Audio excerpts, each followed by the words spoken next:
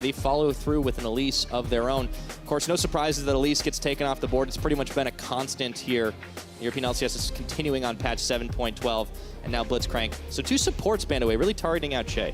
Yeah, getting a lot of that focus down towards a playmaker, but with Tahm Kench still available, that has been one of the picks that Shay has used very effectively. And we're probably going to see NIP put emphasis towards the Thresh as the first pick. It is still the most pick and ban champion here in Europe.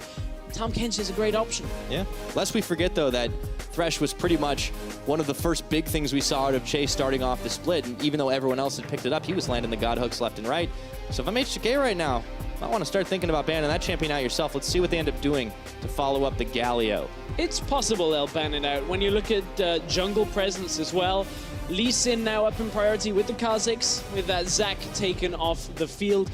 Didn't see much Zac priority in the last game we saw out of Fnatic and Mysterious Monkey. So interesting on this one, we're seeing Zac once again rise back to the top. Yeah, it goes right back to it. So with the Thresh locked in now for Spraddle, we'll see what H2K are going to answer with. As you said, the Tahm Kench seems a very likely choice lest it go through into the second ban phase. And for Jankos, he's going to have no trouble picking himself up a Kha'Zix. Yeah, you get the Kha'Zix now. NIP can either go the Xayah, the Kalista. Depends on how they want to go, although Hiku's most played is Varus historically. Over the spring split and the summer split, it's been one of his more successful champions. Unfortunately, not when it comes to wins and losses, with NIP still not having a win to their name. Yeah, you got to find as much success as you can, but I want to see them branch out, do something different. And here's a start to it at the least. The Caitlyn is a very powerful choice. It can give you some lane dominance. Combined with the Thresh, you got pick potential. So we'll see what the Ninjas are able to do in that bottom lane. And what will their last pick be? It ends up being the Rumble for Prophet, so he gets a comfortable pick. Yeah, we've seen Prophet on the Rumble a few times. With Hiku playing this Caitlyn, it's a little bit more about lane dominance. We saw one game out of Hiku on Caitlyn before. H2K likely will look for their AD carry here. Ashe is an option if they want to run the engage potential. You've got Xayah as well for the lane. But there are a lot of AD carries still around that H2K could choose from. Yeah, and there's the Ashe. So we were tempted for just a moment. There were a few fun picks that H2K were toying with their hearts for, and unfortunately just ends up being the Ashe. So. But we know that Prolly isn't one to really mess around in a draft. We've even had games that technically didn't mean anything for the standings, but H2K say, hey, look, there's so much limited scrim time you can actually get and limited competitive play that why not play a full competitive game? And they're not taking NIP lightly. They need a win in this series for H2K as well to kind of kickstart their standings in Group B once again. Absolutely. They're starting to slip. Yeah, just a little bit. And as the Fnatic members were pretty outspoken, not just on the desk, but even in the post-game interview about H2K not really providing that much of a challenge, playing very slowly, and that's got to change. Maybe not against the Ninjas, but it's got to start somewhere. With Rek'Sai gone in Phase 2, Lee Sin, you have to imagine it's Shook. You got to always think about Lee Sin for Shook. If it doesn't get banned away, likely Nip will pick it up. But when we look at it, I wonder whether H2K will be granted a Fiora option. Should they want it? Odo Wamne is a beast on that champion. Not the necessarily best lane matchup into Rumble at all, but we've, as you said, Odo Wamne on Fiora. If it feels right, he ends up getting like 8 kills in a game, going huge and controlling that side lane. Yes, indeed. All right, Ninjas, what do you got? Last ban ticking, 5 seconds to do it, and it's going to be the Kled. Same kind of style. Same kind of style that gets taken away here. And H2K may opt for that, then save mid lane. Or we saw them hover Talia earlier. Febiven has been one of the standout mid laners this split so far. So wouldn't be surprised to see them blind pick a Syndra, something like that, into that middle lane coming through. Especially with Cassiopeia banned out. Yeah, and it would be a takeaway from Nagne too. But they end up locking in the Gragas, so that should be what Odo Wamne takes up to the top with the Kha'Zix already being revealed. And that is a fine matchup up against the Rumble. You weather the early damage out of the Rumble and you have teamfight impact. It is, of course, locked into the top lane as we have 2 picks from Ninjas in Pyjamas. The Olaf in order to trade somewhat in the early game against this Kha'Zix. Then that Corki, the safe mid laner, roaming presence. Where will we see H2K go against this with the last pick for mid lane? Talking about roaming, playing with the idea of the Cassin, but Febiven might want to play it safe himself. We see 280 carries in the mid lane. As the seconds tick down, no is the answer, and it ends up being the Orianna. So they have pretty beefy team fight when you think about it on the H2K side. Yeah, H2K with a solid team fight. It's not necessarily all focused on the early game, but what it is focused on is the set plays across the map. You fire off the Ash Arrow, bring Tahm Kench in, maybe with a Gragas, and you get right behind the enemy, set up fights for yourself. And then Nip, on the other hand, a little bit more focused on that pushing, sieging. Corki Caitlyn, good at pushing towards towers. You've got Rumble, the equalizer there as well. So Nip looking along the building game rather than the team fight game so much. They still have team fight presence. Let's not overlook that. I wonder if NIP are thinking they can play this one out nice and slow. And looking at the Fnatic game, you have to think things are going to change for H2K, but looking at the Fnatic game, it was a little slower. We know H2K kind of likes to take things in cruise control sometimes. If NIP don't fall behind too far early, this could be an open window for them. It could be. Corki scales very well. Caitlyn scales very well through the game. So it's kind of on Prophet and Shook to get Nagne and Hikyu a little bit earlier through the game. But it's not like Nagne's going to struggle on the Corki. Nah. It's a fine matchup at almost all points of the game. And we've seen it go completely explosive in this week now that it's come back into the LCS with patch 7.12. Will it be enough for Nagne and the Ninjas in Pyjamas to take the lead in this series? But H2K, hurting unit all around. Will they be coming back? Guns a-blazing. We're about to find out. We will load up onto Summoner's Rift. The crowd is ready. And after that last series, I certainly hope this one is just as explosive. Let's find out as we get loaded into game one. Not quite the Katarina Blitzcrank. No, it's not like that. But you know what? It's going to be going all the same. Here we go. Yeah. Oh, gameception going on there. I guess crowdception. Well, it's the night sky over on Summoner's Rift right now as NIP and H2K get ready to face off. Yeah, as we head to head in this middle lane, at least from Nagne, Febiven, it's going to be a scaling game. A lot more about that early harass. You can get a little bit of back and forth there. But Febiven has looked arguably like the best or maybe second best mid laner. He had a bit of a weaker performance over the last series or so where Caps looked to get the better of him, but honestly Febiven's going from strength to strength right now. It was really proved me wrong when I've said that I thought he had tumbled down a little bit of the rankings in spring. Well, that's the thing about Febiven. He's a bit boomer bust for a while. Everyone always makes that joke about, oh, do we get 2015 Febiven or 2016 Febiven? Well, 2017 is a new year. Get with it, people. Yeah, it is. And probably earlier was talking about how this is a split. They go to Worlds. It's not about being second. Not even second at Worlds. He was talking about finals. just go to finals. See how often we can miss. I mean, they made semis. They gotta keep moving up the ladder, right? Yeah, that's true. Yeah, I mean, it's easy to forget that this is a team that was top 4 in the world. Yeah, a lot of discussion on their path to the finals, but you can't really take away the fact that that is their achievement. No, or at least the semifinals, if you'll excuse me. How you think about this year? Yeah, thinking about this year. They're going to meet Albus Nox Luna in the semifinals, which unfortunately doesn't exist anymore. Yeah, I was going to say, that'd be a hell of an achievement to do again. But they got to go all the way through. And looking at one thing they can utilize to get the goal of Worlds maybe in their favor. Che, this Tahm Kench, especially in this game, I think is going to be a very entertaining pick to watch. It has, whenever he's played it, been a pick that H2K have looked a lot more active on the map with. Very quick to make plays, very quick to punish their opponents. And I think that's a standout player to watch in this game. Yeah, giving themselves the tempo and something that Che has been able to do very well when he's on champions that he feels very comfortable with. And honestly, Nuclear's not been looking too shabby either to start things off. Also on this long-range carry that can set up engagements. A little bit of a smoother curve than the Caitlyn's going to have as well. So we'll have to definitely keep an eye on the bottom lane. But you gotta always keep one eye peeled in the mid because you never know when Febiven's gonna go all in.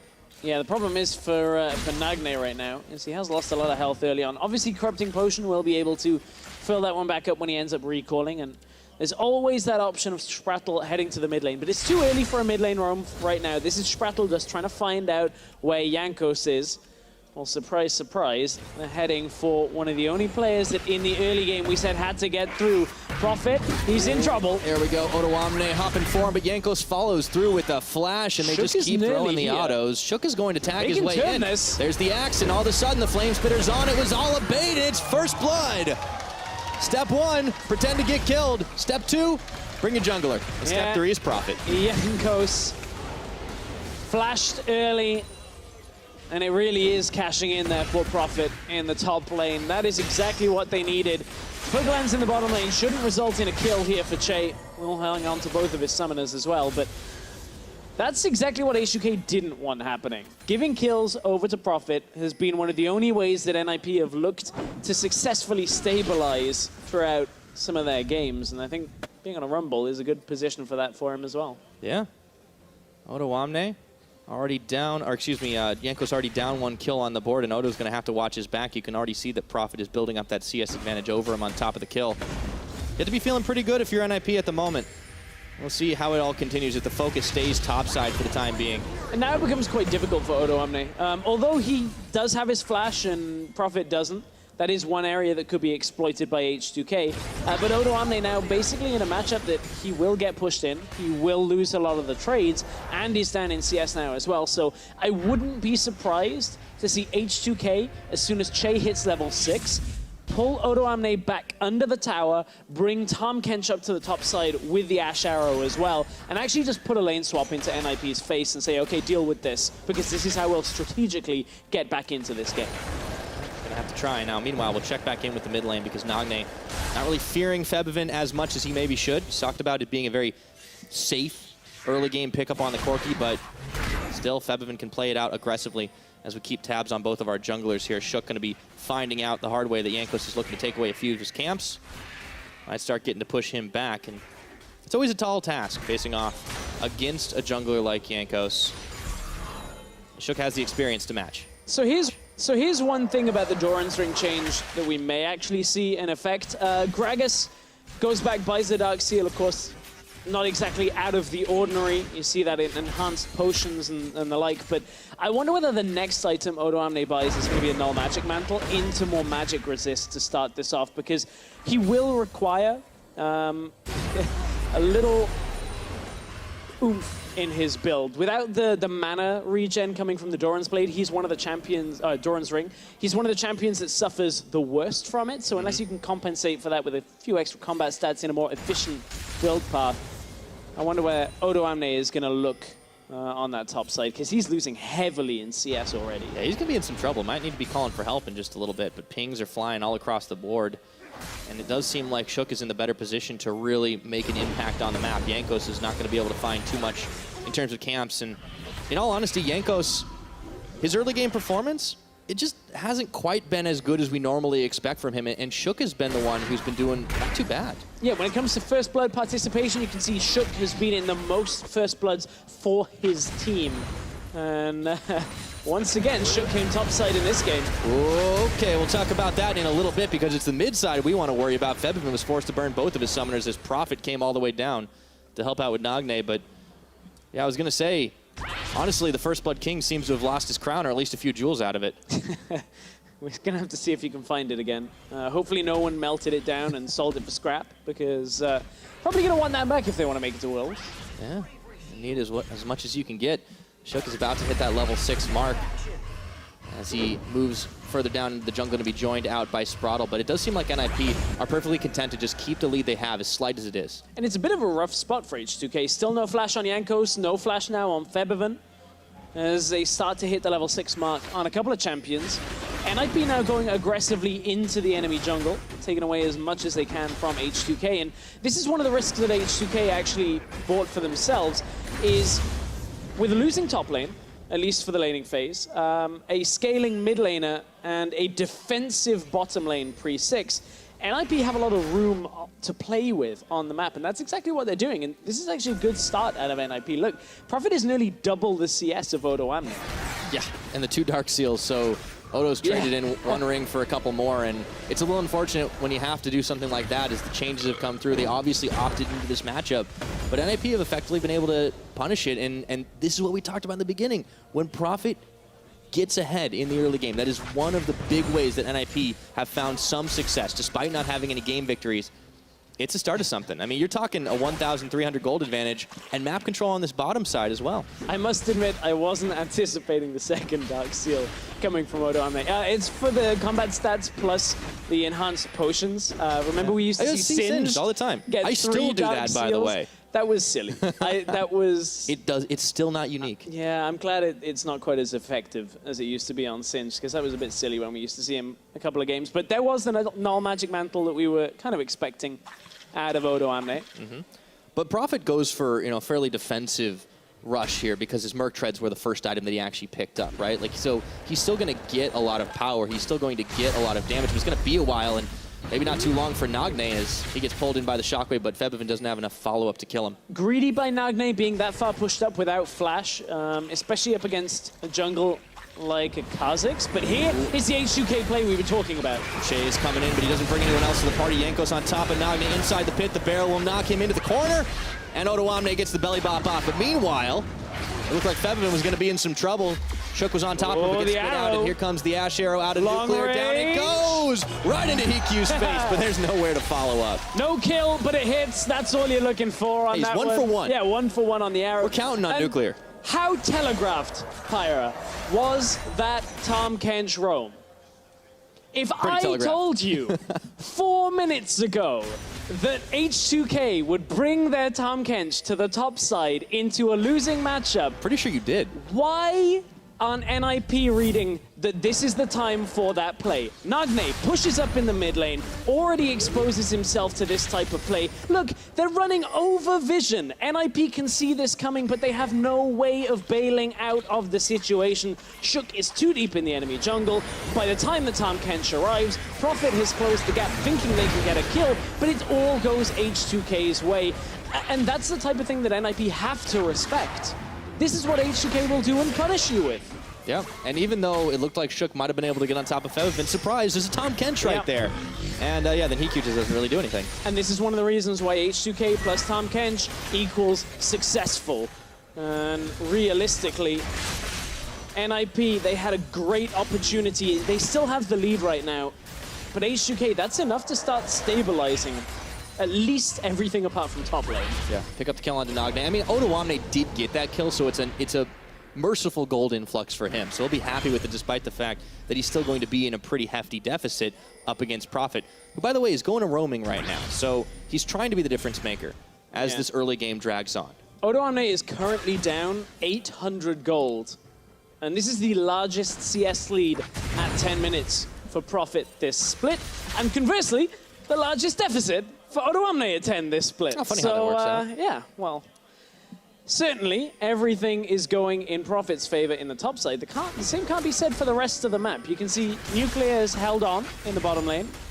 Febiven has the advantage in middle lane, and Nagne is kind of behind on farm, despite the fact that he had pressured Febiven back. Yeah, it does seem like NIP kind of left that window open a little bit, and HK were able to leap through it.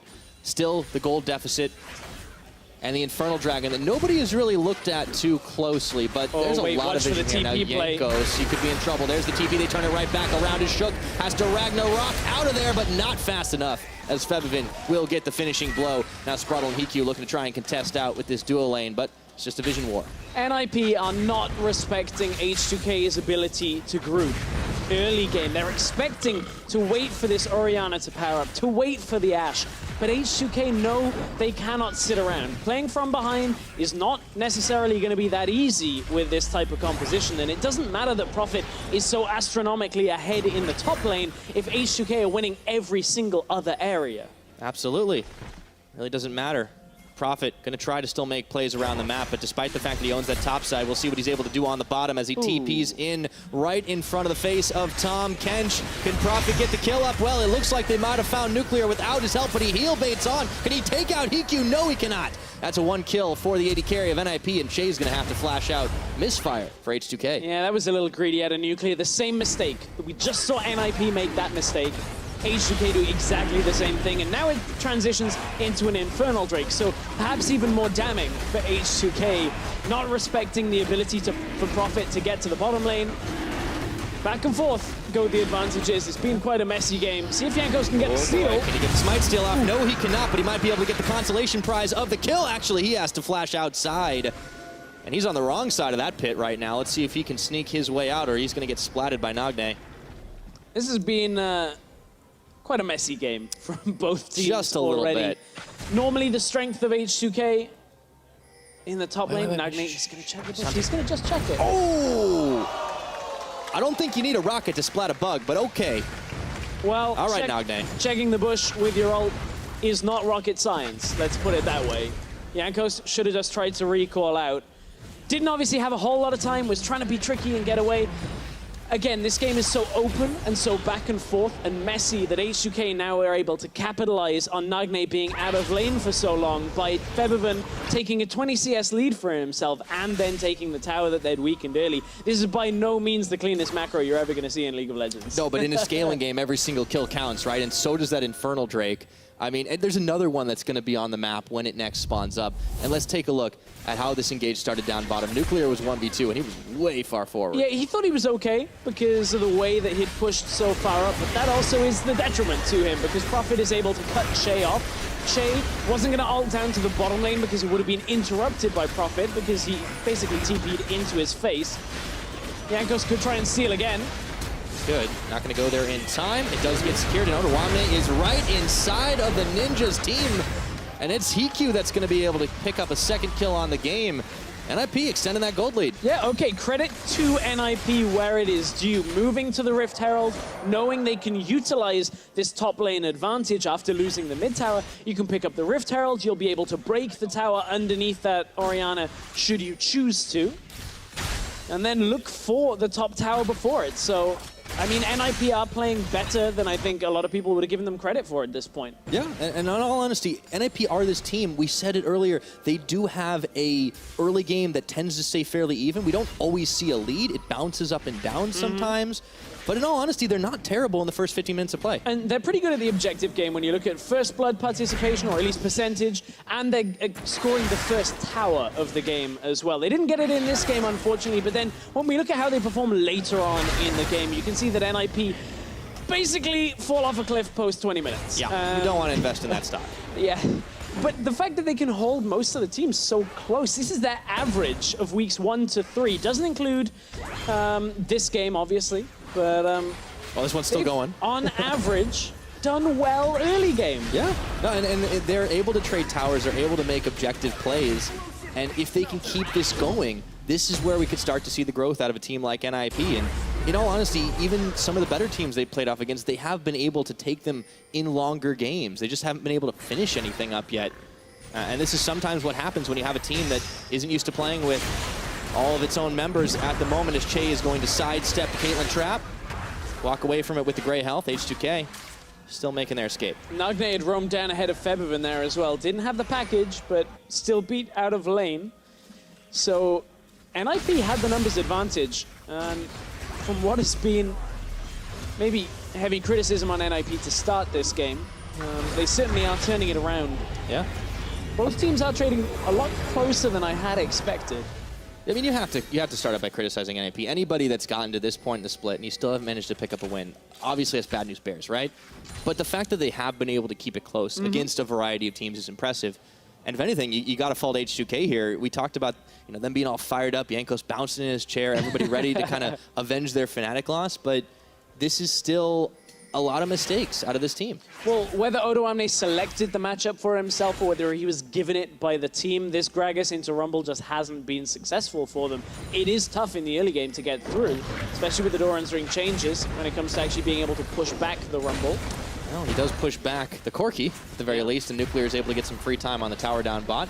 He's got Che waiting in the wings for him, so this is a much safer extension than it was the last time. Yeah, that's the key part, is Che just hiding around the corner. But while Che is there, it obviously means that H2K can't make a play utilizing this Tahm Kench elsewhere on the map. And things seem to have slowed to a tower trade at this point. NIP looking to pick up their first tower of the game. Yeah, well, they nearly got the one on the bottom, but where that fails, they go ahead and decide to finish the one on the top. They have to use Rift Herald soon.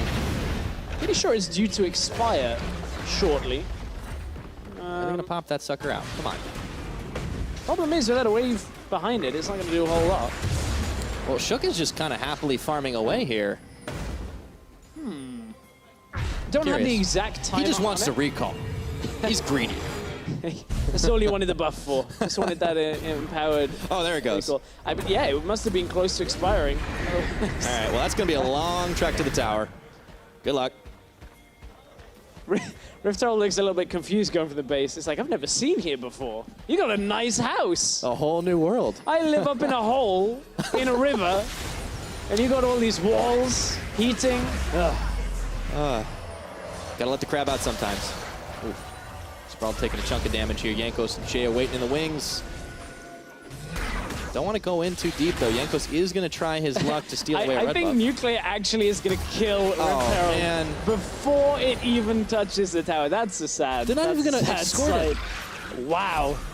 Talk about abandonment. They just sent him out into the world. Where's the crowd? There's no He went on this one. No, that's yeah. Can we pan away from that? That's Yeah, just sad. that's sad. Okay, thank you. I am disappointed in That NIP. actually, That is terrible parenting. Maybe you should have just put it top. I like what they were doing in the sense of like try and throw a distraction into the bottom lane, but you were already in position to maybe at least get half the health off the inner tower and top side. At least it would have done something. All right, we're moving away from that. One thing that is really exciting right now, Stress, is there's another Infernal on the Rift. And this time, H2K are in prime position to take that one out. For some reason, NIP are all stacking up towards top. Yeah, and IP looking to capitalize on some of the vision control they opened up. With that top tower being down, it gives them the chance to place wards in the enemy topside jungle. But as you said, now it's an Infernal Drake going over to H2K. Lines up some of their scaling a little bit nicer. Yeah, evens out with what NIP had on the board. Baron due to hit the rift, so now the objective game starts to get a little hairier than it was before. Look at the CS gap, though, that Feberman has opened up in that middle lane in response to the way Nagne has been outside of the lane looking for other players on the map.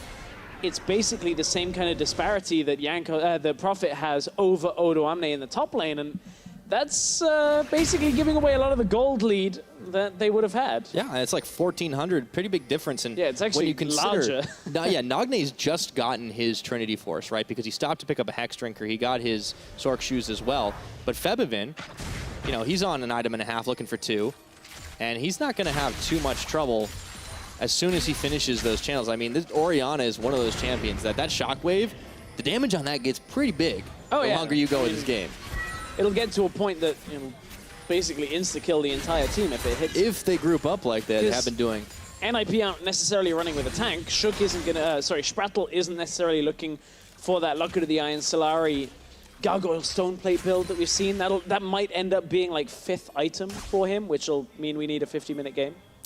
Well, I mean, it has slowed down a little bit. I don't know if it's that slow right now, but I mean, we're only 21 minutes in, right? We don't want to get ahead of ourselves because the gold is pretty much dead even at the moment. H2K have that one tower advantage that's kind of making up some of the differential, and EQ is going very aggressive for Nuclear because Prophet was right behind him as he sends a couple Electro Harpoons, and that's an ace in the hole, but Che's able to shrug it off, but Swaddle flashes and plays and fails it, but Nuclear does not with the arrow going straight to the back of his head. However, Nagne is here as well, and looks like Odoamne wants to keep the fight going, gets the barrel in, but it's going to just knock the ninjas away. Sprattle doing his best Yellow Star impression in the middle lane. Couldn't quite connect. Spicy. All right, Odoamne wants to keep on going for this one, but H2K, you could see the fast reaction time from this team, but there is no tower to take in the mid. They've already knocked it down. Instead, it's just going to come to nothing for the time being. Prophet's still trying to get involved in whatever he can do, but that lead just hasn't meant as much because Odoamne is going the way of the utility. With Sprattle's flash down now, though, it means he's kind of a sitting duck if Che can find him with that Abyssal Voyage. We haven't seen that really since the early game, though. I want to see another one of these big collapse plays from H2K. I want to see a little more of that. A lot of it is NIP not necessarily giving the opportunity over. It's not the type of thing that you can rely on 100% of the time. Whereas what they could look to do is, if there is vision, go in behind Hikyu in the middle lane. Caitlyn does tend to sit quite far up. Look, there's 2 wards behind Hikyu right now, so you have enough vision to know he's there. Odoamne is roaming up as well. This is the beginning of that play that we're talking about, because look, H2K had dropped back into pocket. Corki is so far back. Here comes the Abyssal Voyage. There we go. They're right on top of him, and now Hiku's going to have to flash his way away. Teleport, though, coming in for Prophet. He wants to cut them off, but H2K are going to do eyes to this one. And H2K held everything except the Abyssal Voyage. There was no Grag Assault. There was no Ash Arrow. They get the flash from Hikyu and say, okay, that's all we needed. They got the TP from Prophet as well.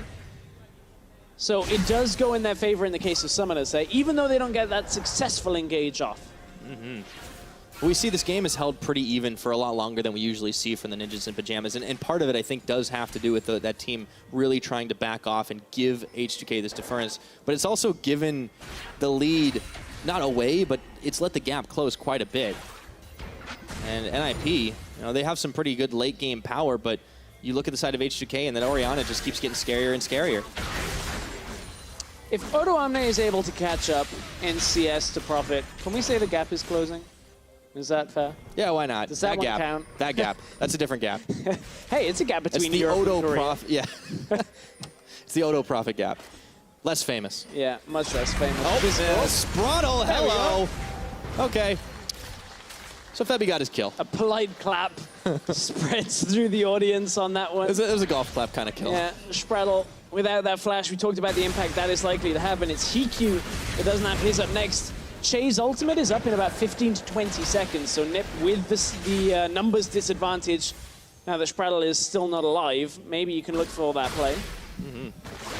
Trying to contest on the red buff here, but no smite means that Shook should be able to secure it up. Will reset here, and Che's got to have to swallow Febiven and run away with him. Nico cannot be too happy, but in all honesty, it's been a lot closer than a lot of Ninja's games have been so far. Yeah, well, now that we've gone past the 20-minute mark, this is where we see whether they live up to holding the game close or whether they're unable to keep up with what H2K are bringing to the table, because we saw that graph earlier. NIP, past this point of the game, generally end up falling behind from an even footing as well. So it's not even like you can say, oh, they were losing, so they lost harder. But they still make plays. Like, we're seeing a much more defensively minded Ninjas in Pyjamas than we are used to seeing. They've kind of historically had this tendency to go in and maybe make some bad trades, maybe just play a little suboptimally against a team that's able to punish an overextension, but they're playing pretty far back. Sorry, I'm just laughing because we showed Nico on camera twice, but the thing is he's trying to eat. He's trying to have a snack, and we keep putting the camera up and That's just rude. Leave Nico alone. That's, H2K, however, not going to get left alone around the Dragon Pit. It's a third Inferno. I mean, what do we want? A Drake Infernal worth fighting Drakes. for. Come on, here we go. H2K are grouped up right now to take out the Rift Scuttler. Let's see if they're able to get the Dragon as well. NIP threatening here, but Nagne's not with this team. He's actually gone back to mid, so he's going to have to come back in. Yeah, it doesn't Second have the package. Shook. Will he go in time to get the steal? Ragnarok's on! He's going to be able to take it right out from under the noses of H2K. Febiven shockwaves in 3, but all of a sudden NIP have some life in them, and can they find the fight? Profit isolated, tries to get down Febiven as he goes golden. Hiku takes out Jankos in the back of it all, and the dust clears. It ends up being a 1-for-2 in favor of H2K, but no Drake. No Drake goes their way. Shook once again looking for the clutch plays. Here comes the Abyssal Voyage to defend the tower, but maybe all too late here as Hiku will continue to push up. Nagne plus Hiku, good ability to push through that tower, and finally they've managed to break that middle lane. They've been trying to work on that for the last 25 minutes of the game as Febiven has been sat behind it, but H2K looking to set up the Dragon play while Nagne wasn't there. Shook, clutch play, actually didn't smite that. I believe he just used like a reckless swing and killed the Dragon underneath Jankos' smite. Yeah. Small window of timing for Jankos to get the smite down, and then all of a sudden, Shook is like, I'll take that. I mean, he has been getting some hero steals off. Just ask Maxlor. We did last week. Maxlor was not happy. He was not happy about giving away so many Barons. This is the kind of thing that we've seen Shook be able to do on a number of occasions, and maybe sometimes it's smite, maybe sometimes without. But overall, he has been kind of an up-and-down player throughout his career, but if he's able to do that, that's the kind of thing that can turn you around games. You know what, though, Pyra? I'm starting to feel maybe things going somewhat in the fortune of NIP ever so slightly, because normally it's Profit gets ahead, or Shook smites a couple of Barons away, or objectives at least, or Hiku manages to get through the laning phase ahead and ends up okay. But it doesn't happen at the same time. But this game, it's happening. They are still behind. They are still behind, but with 2 Infernal Drakes, they have a good amount of power. They're scaling later into the game. And Nagne just pops his package to get the hell out of there. Profit's equaling up the gold lead in that bottom lane. I mean, but H2K have the opening for Baron, potentially. Well, we'll see if NIP can mount a response to this one right now. Baron has been started up. It's pinged down. Profit still in the bottom side, has his TP available. If only the Ninjas can scare off H2K. The TP is started. Baron's at about half its health, and H2K, not sure if they want this one. They're going to peel off. Yeah, H2K back away. No attempt for that Baron. With that mid lane already down in the outer tower, NIP looking to push that out, try and get some ground for themselves, but TP advantage now to Odo Amne. Yeah. But I like your point that NIP tend to have a couple things, 1 or 2 things going right for them, but when they have those things all lined up, like we're seeing in this game, that is just something that hasn't happened so far. partially because H2K has allowed it, partially because they've taken the incentive to push themselves in this early and now into this mid-game. Maybe the stars will align for the Ninjas in Pyjamas today. Maybe. They certainly have apparently the right attire to be staring up at the stars. Yeah. Well, hopefully it's not a dream. Hope it's a good dream. They want this to actually be reality if they can pull out a win, but of course, they are still even, holding even. We're up until nearly the 30-minute mark on this one, and they're holding it even. So this is already an improvement on what we were expecting out of Ninjas in Pyjamas. Yeah, 3-3 in towers, 5-5 in kills. The gold a mere 100 apart. Unless we forget the Infernal Dragon advantage, now NIP are pushing up the mid lane. Nagne opting for the Infinity Edge as maybe a second and a half item when you take that Hex Drinker into account. This is a really powerful point for Corki. We've seen Power of Evil emphasizing the Rapid Fire and the Static Shiv before Infinity Edge, but remember, when you convert all of that damage into magic damage after the Infinity Edge, Critical Strike, and then Enhancement, you do a serious amount of damage. Then you pick up an attack speed item, one of those energized ones, Static Shiv, Rapid Fire, then avoid stuff. Suddenly, your opponents don't stand in front of you for too very long. They don't want to get deleted off the map, but Jankos is trying to do just that to Hikyu, who flashes at the last second. And let's see if Spraddle is going to get out of this one alive. Ottawamne on top of him. For how long? The barrel, he's going to be able to dodge it and exhaust as well. That was a close call for Odo, but all of a sudden Shook and Nagne were right there. But this is a wonky fight on multiple fronts. Nuclear just farming up, but the arrow's coming on in. Shook will tank it up to the face, but he's immune. That was actually a pretty good fight. The way it balanced out from NIP, it could have been a lot more deadly, devastating in favor of H2K. Don't all recall NIP. Did this last week, and it cost you the game.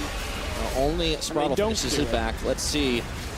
Volley comes out, Nuclear. The rest of H2K, though, have been scared once more off the Baron. That's all that the Ninjas need. That was nearly the exact play NIP did in their games last week. Oh, they learned from it. Yeah, they learned. They learned. Yeah. And, they've had a long week to think about what they, what happened, what went wrong since they played up against Rocket. Coming in on the last day of the opening week of Cross Group, seeing all the competition. And it's tough when you haven't been able to put a win on the board, and now you have to face off against a whole new batch of competitors. But we're starting to see some encouraging signs from this team. Encouraging signs, but there are still some weaknesses. We talked about the strength of Corki. Unfortunately, to go alongside that, he is ATCS down to Febiven. This has continued to go in Febiven's favor, and Febiven significantly ahead, at least an item up. He's got that Void Staff completed, got a needlessly large rod. Keep in mind, Corki's itemization, Trinity Force, Infinity Edge, are some of the most expensive items you can actually build. But if the game keeps going, it's going to even out eventually. I mean, it's great, but that's crazy when you think about how close the gold is, because Prophet's done the same thing to Ottawamne even now.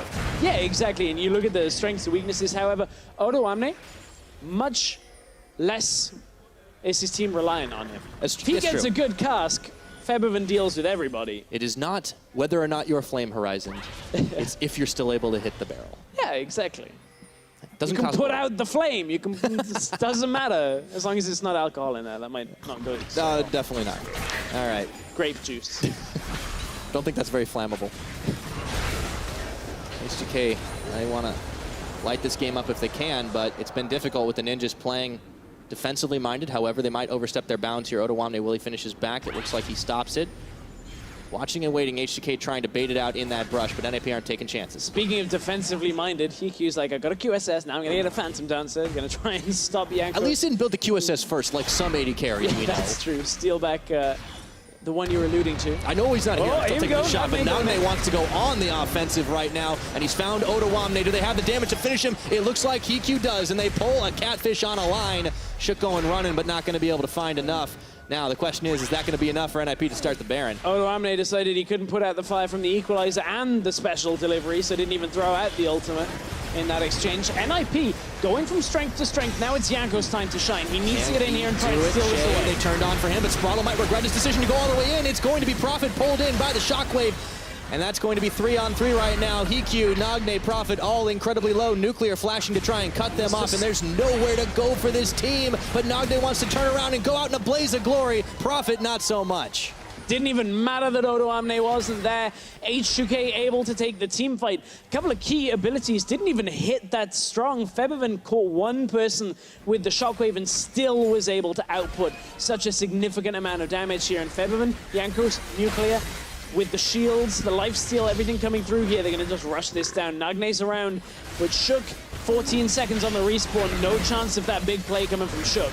Nagne's not going to go for it. He just throws down the Foss Bomb to see if there was a chance in hell he could get the steal off on the Baron. But H2K, after 3 attempts, will finally be able to knock it down. And NIP, overstaying a little bit, punished him. I started today on the analyst desk talking about my prediction on how Group B's teams would be able to overshadow Group A. And it has gone very differently to that prediction, as H2K, they are ahead, but this is not a clean, fast game against Ninjas in Pyjamas like a lot of people were anticipating. Well, NIP start the Baron with the numbers advantage, anticipating an easy take here, but look at the damage that comes out. Straddle just ends up melting in the front. Febiven does enough damage to profit that it's a good enough start to the fight. And now H2K in the live picture, responding to a Dragon attempt out of NIP by taking mid tower. And getting the Dragon for themselves as well. So, H2K with the Baron empowerment for another 2.5 minutes. Are trying to knock down the front door of the NIP base. Still some wave clears here, but Jankos is waiting just outside. There's a ward down to spot him, so there won't be any cheeky face checks. Not around now. Nuclear up on the top side. They're going to try to go for the 4-1, or at least knock down as many towers as they possibly can before this buff's expired. This is going to be a bit of a slow finish from H2K if they are going to close this one out. They'll get a couple of towers here. Likely this Baron buff will expire, but if NIP don't fight them, it might take a while to actually close through the game. Big influx of gold, but haven't had a chance to turn it back into those items just yet. Didn't look like they backed while the replay was all going through, as they were right on the front door of NIP. Yeah, 3K for Febiven currently. At least 1,000 gold in every other member. Still, though, for the Ninjas, it's a little bit rough right now. They're stuck inside their base, nowhere to go unless they can get a pick off on somebody from H2K. There's still a chance to win a fight. It's not that out of control just yet. But H2K, as you said, are trying to take the slow march to victory, not give any chances to the Ninjas. Thing is, a hook on Odoamne isn't enough at this point. Remember, Odoamne is one of the weakened members of H2K from being down all game. After Profit managed to pick up a kill from First Blood, as it looked to have been H2K taking control early on, but NIP turning it around to begin the game. This has been a much better performance than anticipated. Absolutely. Well, H2K are looking to try to go 5 members deep. Now Odo does get hooked up, but he's able to pop his way back. Shockwave gonna get dodged out, and Febiven fired down by Nagne. Redemption comes in, and all of a sudden, the Ninjas have found some life. They're gonna go all in as Che just tries to pull distraction duty here, but Hiku is unstoppable. Jankos ticking his health away, and he might just live to tell the tale. Odoamne will as well, but that's 3 kills picked up, just traded for profit. And that was all from H2K rushing the playoff Baron buff. They just wanted to get any inhibitor tower down. And you disrespect the fact that NIP can still fight here. And look, again, the key abilities don't necessarily land flush for H2K. Equalizer comes out, Shockwave gets flashed over, and Profit just puts himself right in the middle of the fight. Between Nagne and Profit, they have a significant amount of damage to chase this fight through, and that error did not have to be made by H2K. That was an unforced error under the tower that NIP say, okay, thank you for that, we'll take it. We were talking about the slow march to victory, but then they get antsy. They realize there's not much time left on the Baron buff. We want to make it count. And instead, they're the ones who are losing towers. But look, like, you had a bot tower that was quite low health. Okay, there's no dragon, but you could maybe secure vision control, reset back on the map. Just a rush from H2K, like trying to punish NIP in their own base. It wasn't utilizing the comp that H2K have fully. A lot of things missed. Yeah, really is the case. So the game is going to extend for a little while. We're getting into 38-minute territory. The gold lead for H2K, you know, it was about 4,000 or 5,000, but now it's been cut back once again only to 2. And this is about to turn into the least protect the Caitlyn-like composition you've ever seen that will protect this Caitlyn. I mean, Caitlyn's kind of protecting herself right now, too. There is a Gargoyle Stoneplate about to be Locket of the Iron Solari. Okay, if Caitlyn is stood on top of Olaf, that's probably not a good thing. But in the event that happens, Hiku is going to get like 2,500 health of a shield coming through. Then there's a redemption. There's a Thresh to play defensively. There's enough damage from the other carries that Hiku should go through these fights fairly unscathed as long as he doesn't end up himself crowd controlled. Well, he's the only member in the game that hasn't died so far, so you got to give the guy some credit. I mean, Hiku, not exactly the name you think of when you're looking at a star 80 carry in European LCS or really anywhere, but today he's showing up. So to consider how much H2K didn't do with that Baron. 1,500 Baron power play, just over. Not huge. It's 1,547. That counts the amount of gold you got from the Baron. So about 47 gold H2K managed to accrue from that. They got towers and then ended up dying, giving a lot of gold over to NIP. And I think that's a testament to NIP's defensive play. H2K looking to set up an engage, but they are on some vision here. But this is nice because you see that NIP, they've got their 4-1 kind of going strong because Prophet can always teleport in. He's got himself nice and safe to clear out the wave in the most vulnerable lane right now, with that top tower being the closest to going down. But crucially, there's some big objectives coming back up on the map pretty soon. Elder in 50, Baron in 120. It's one of these moments where Che's going to go aggressive into top lane because Prophet was pushed up. This is what H2K needed to wait for. So Prophet is going to have to walk this one out, but the arrow goes right on top of him, and it's going to be easy peasy cleanup duty. Down he goes. And Nuclear will get the kill credit here. What can NIP respond with? Problem is, NIP needed to recall as soon as this play started because that top lane inhibitor tower, remember, is already low from the last push. That was honestly what H2K needed to back away and do without the fight turning against them. They didn't need the fight to go in the favor of NIP, because if Prophet strays too far up the lane, that's who you attack. And pretty much that was it. That's all they needed to do. So H2K don't get the inhibitor, but they lead a big wave of minions right into it. There's always a ward there that they can TP on themselves if they really want to make a cheeky play, but it's all about the Elder Drake right now as NIP are scrambling to try and contest. Yeah, 20 seconds until Prophet is up. He does have teleport available. Shook. We talked about his clutch plays. He's already had one steal today. Can he get another? Well, I don't think they're going to give him a chance right now. He's going to have to Ragnarok in just the wrong direction as the Elder Drake goes down in favor of H2K. NIP sent running, scurrying back to their own base, and they're going to have to contend with that mini wave up top. Somewhat of a denial. Obviously, NIP were in the more advantageous Dragon position, but now NIP will think twice about fighting H2K. That now enhanced single Infernal Drake plus the Elder Dragon bonus onto some of their damage means that H2K are still quite potent. We've seen Febiven put out a lot of damage in fights, now well past 5 items, nearly full build, well farmed in this game.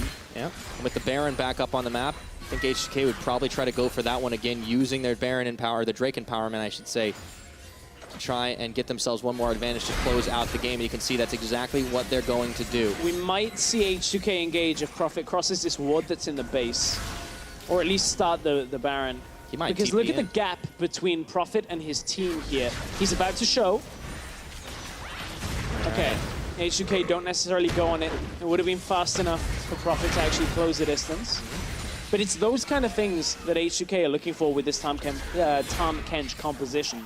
Any opening where you have 5-10 seconds without the full number of NIP is an opportunity. But now all 5 are here. Can the Baron go down in time? Prophet throws the ultimate on, and Jankos is able to get the smite out. But the fight is here. Can NIP hang strong against the Baron, against the Elder, against all 5 members of H2K? And Febiven is going to get a hell of a shutdown right now, and that is going to be H2K looking to clean house. NIP limping back to base, but it's a flash forward for Jankos to try and get the kill. He's hooked on a line. Nogni wants a kill, but he's not going to get it. Shea finishes to follow through. Jankos is flayed back, and Sprattle's just going to pop his GA, but it's time for Che and Nuclear to cut the rest of the team off, and this is going to be GG. Febiven found Hiku, which means H2K will find the win.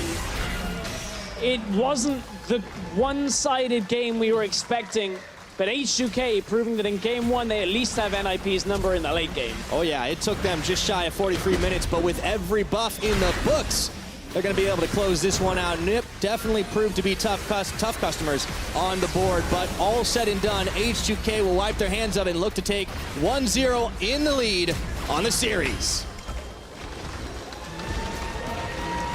I don't think H2K will be particularly happy with the game, but they'll be happy with a win on the board to start things off. I feel like We might see a little bit of a switch around in top lane, a better matchup perhaps for Odo Amne up against Prophet, especially considering how Odo Amne has been performing on the likes of the Fiora, that type of pick. But dare I say, that was one of, if not the closest game that we've seen from NIP thus far. It's growth for a team that, we've seen these teams in the bottom of the table show some signs of life. The Serious Monkeys had some new roster changes that we saw debut today. But for the Ninjas, that's just building synergy, and it's rough to go down one game here. But to hold a team of H2K's caliber for 43 minutes is impressive in and of itself. Yeah, definitely one of the better performances out of NIP. You can see just going over perhaps some of the things in the game that didn't quite gel. I mean, we end the game with Prophet over 100 CS up on Odo Amne. Yeah. But Nagne almost 100 CS down on Febiven in the middle lane. And just the damage Febiven had. I mean, that made a difference in that last fight. Just basically that was pretty much all he needed to do. All right, well, H2K kicked off the series with a win. We're going to go ahead and send it to Shocks and Friends to break it down. Thank you so much, Pyro. We got a lot to say about this one. Very interesting game. Let's start off by looking at the picks and bans from the side of NIP and H2K. And pretty good draft from NIP. So as you were mentioning how the Rumble was actually a really, really good pick and explaining how on blue side and in the game, it's just a really good pick overall. Yeah, because usually on blue side, your jungle is most likely going to path towards top unless you're looking for a cheese on bot or you want to gank mid level 2 or something like this. But yeah, as we saw, Junkos tried to cheese level 3 top lane, but Olaf counter ganked and they didn't kill Rumble in time, so they got a pretty big lead from level 3 gank. Yeah, and we actually also really like bot lane was super strong with Caitlyn Thresh. The Corki matchup in the mid lane against Orianna, how do you see that matchup, Caps? I mean, I think it's kind of even matchup. I think one of the problems for the matchup might have been that Olaf was showing top in the 2v2. So Orianna could place her ball and she could play forward, and she didn't have to respect Olaf running into her. A lot of what we saw at MSI was that Olaf would ghost on mid lane, level 2 to just relieve pressure. And I think if something like this happened, then Corgi would have taken over mid completely. That didn't happen, but NIP did have some good moments in the game. The first one we want to take a look at in just a second is Shook when the Infernal Dragon is up for grabs, and he just goes in. Shook steals everything. Yeah. That is the Shook thing right now. Fight right after. Good shockwave from Febiven obviously coming in, but with Shook diving in for the Drake, he's not even really diving in for anything else. Obviously he got some damage from Yankos, but that's about it. And we actually had a lot of these fights, very close fights, back and forth. Source was very much on the Hiku hype train as well in this game. He picked up quite a few kills. I was a bit more on the Febiven hype train. Yeah, you had the 3-win conditions was for NIP. No, actually the one was Hiku killing everyone one-shotting, or Febiven carry would have been a win condition for H2K, or Shook running a top, it would have been the other win condition for H2K. I'm just writing down notes, guys. Yes. I mean, I think even here, when he stole the Drake, it was really easy for Spraddle to just lantern Olaf out, and there would be no fight. But instead, they go for a random fight, and I guess it's also on Spraddle in this time. But we just see a lot of times where Shook will take fights, which, not the ideal fights, well, where they could have gotten more, so to say. And so as we also wanted to take a look at a top lane fight where H2K were doing really well. They got the Baron, they pushed up, but then they overstepped. What goes wrong here in this replay, guys? Or in this fight, rather? I mean, I guess they didn't talk too much about oh, they wanted to take down these turrets because they are all hugging left side, and Odo Amne, Orianna, and Odo Amne, Febiven and Nuclear are all eating turrets, and then he gets Oak, and then you have to eat him, and Rumble ultimate is just eating everyone. So at this point right now, so you already made the mistake as H2K, you were hitting the tower, Oramna eats the hook, so Che has to use his Devour. It's now on cooldown. Is there anything you can do as H2K now, or is it just doomed already? I think it's really doomed already. I mean, even Arena's for sure dead here, because there's no Devour. Arena is zoned from running out. She has to run around the She Rumble. don't have flash either. Yeah, she doesn't have flash. So Olaf Rumble will for sure kill Arena. And I think if there's no Arena, then the fight is just really over. I mean, imagine he hits Arena Shockwave here on Rumble. Rumble doesn't flash it or something, then maybe they win. The NIP can always misplay. But yeah, it should always be a win for NIP. Yeah, the reason we had this replay and we had these pauses as well in the replay was simply because it's been a problem for H2K in the past. When they do have to make some of these finishing moves, they greed a little bit. You know, Fabian without the flash hitting the tower. Udamne, instead of body slamming away from the hook, he gets hit by it. So Che has to use Devour, and now they're grouping together on Rumble. Like, almost every member right there had a bit of an issue in this fight. We put most of the blame on Febiven and Odamne specifically for playing too greedy. But it's the kind of fight you can't really take if you want to cleanly close out games. Yeah, it seems like kind of a similar thing where H2K, they play well and then they greed a bit to close it out and make a mistake. And on the side of NIP, they have some good moves like Shook and steal an objective, but then they keep fighting when they shouldn't. So maybe both a bit calmer in those decisive positions. Is that fair? Or? I think it's definitely fair. All right. And then we want to take a look at a final replay, which is we've had some Rift Heralds, you know, good uses and bad uses. So this one, I think, takes the cake. So as talk me through the strat. I mean, the only reason why they will pop the Rift Herald like this is to go somewhere when the Rift Herald start going bot. So I guess they wanted to go mid while the Rift Herald was bot, but they didn't manage to do much because Gragas and Orianna are clearing mid anyway. So it was just bad usage for the Rift. They could have just used it middle to chank the turret or something. So I want to set up 3 different Rift Herald plays. I want to know from you guys which one was the worst. We had Broxa channeling Rift Herald in front of a Victor. And losing it. We had Trick thinking it was a ward and he tried to jump to it. And This happens often, mostly. This happened once in the LCS, and then we had this Rift Herald play here from NIP. Which one was the worst? I mean, I guess this one was the only one that was actually intentional, no? Yeah. And the 2 others were like, I guess Broxa didn't think about Victold, and the other one was that, like, he thought it was a ward, you know. So it's hard to say which one, like, if it being intentional makes it worse or better. Yeah. Well, it was also just the nature of the game. You say they couldn't push. They were really on the back foot. They saw it was running out, so they thought, let's just spawn it down bottom. We did see some good things from NIP. Caps, is there anything you think they can do to get a better result in Game 2? I think it's pretty hard for them to do anything, actually. Never mind that. Yeah, Yeah. everyone can hear us. But I think they got everything they wanted, actually. Like, they had the good draft. They had the lead in top lane already. I think it just comes down to them not knowing what to do on the map. And it's really hard to do something about it from game to game. So I don't see how this would go any other way than 2-0. Could they maybe draft more hard engage? Like, if you don't really know how to set up multiple lanes or division, do you guys think it's a way forward to say, okay, let's actually get to, let's say, Rakan or another champion that can really just start a fight and just say, we actually are going to, like, go straight mid lane and just try and hard engage onto them? Is that more of an answer if you have really bad macro?